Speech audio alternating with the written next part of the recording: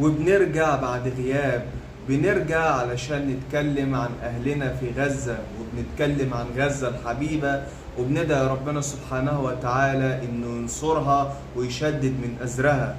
بنرجع من جديد علشان نتكلم عن الإيجيبشن ليج، بنتكلم عن الدوري المصري، وبنتكلم عن الزمالك والمباراة الجميلة اللي عملها امبارح قصاد مودرن سبورت. المباراة اللي فيها تفاصيل كتيرة جدا، واللي كان بطلها مش خوان ألفينا ولا حتى شيكو بانزا. يعني كان نجم المباراة امبارح عبد الله السعيد باللقطة اللي عملها في الهدف الثاني، والكورة واللمسات السحرية اللي هو كان بدايتها. الزمالك بيبدأ بداية قوية جدا، وبيدخل في المنافسة مع الأهلي والمصري وبيراميدز.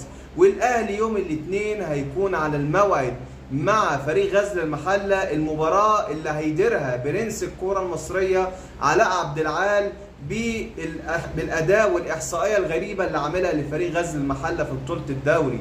نرجع ونتكلم في الكورة، لكن الأحداث في الدوري المصري أو في كل الدوريات في أوروبا ما تنسيناش أبدا أهلنا في غزة. وللمرة التانية بندعي وبنقول ربنا سبحانه وتعالى ينصرهم ويشدد من أزرهم.